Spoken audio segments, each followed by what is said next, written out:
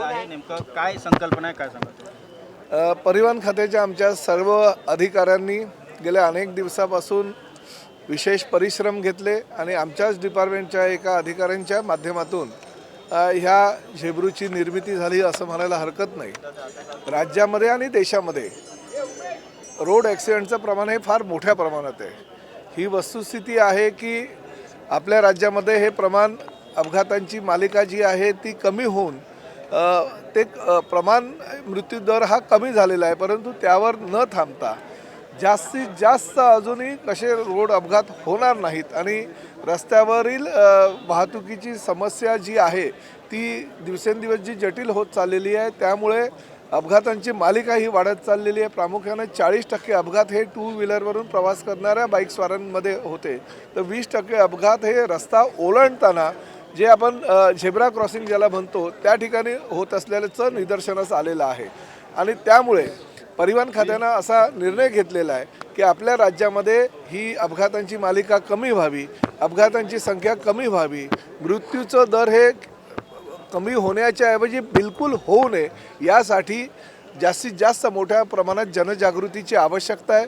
आम्ही आमचा हा झेब्रू शुभंकर जो सर्वसामान्य प्रवाशांच्या सेवेसाठी 24 तास कार्यरत असणार आहे, जनजागृतीच्या माध्यमातून त्याचं जास्तीत जास्त लोकांपर्यंत कसा तो पोहोचेल आणि लोकप्रतिनिधींच्याकडे हजारो लोक येत असतात, त्यांच्या टेबलवर जर झेब्रूची प्रतिकृती ठेवली तर रोड ॲक्सिडेंटच्या बाबतीत जनजागृतीला चालना मिळेल हा हेतू लक्षात ठेवून माननीय मुख्यमंत्री आणि दोन्ही उपमुख्यमंत्र्यांच्या उपस्थितीमध्ये काल झेब्रू शुभंकरचं लॉन्चिंग करण्यात आलं।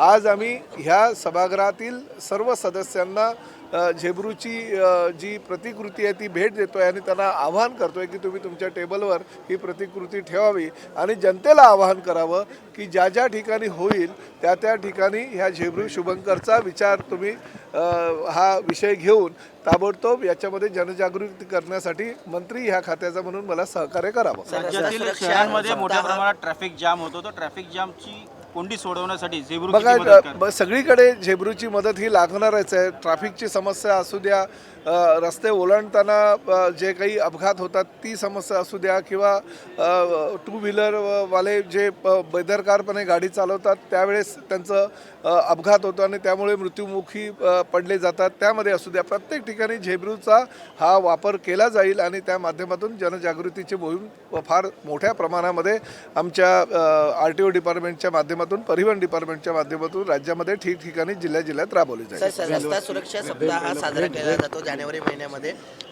हा झेब्रू आता प्रत्येक जिल्ह्यामध्ये कार्यरत राहील। आता चालता फिरता झेब्रूच विधिमंडळाच्या आवारात आम्ही आणलेला आहे, जेणेकरून ह्या जनजागृती फार मोठ्या प्रमाणात केली जाईल।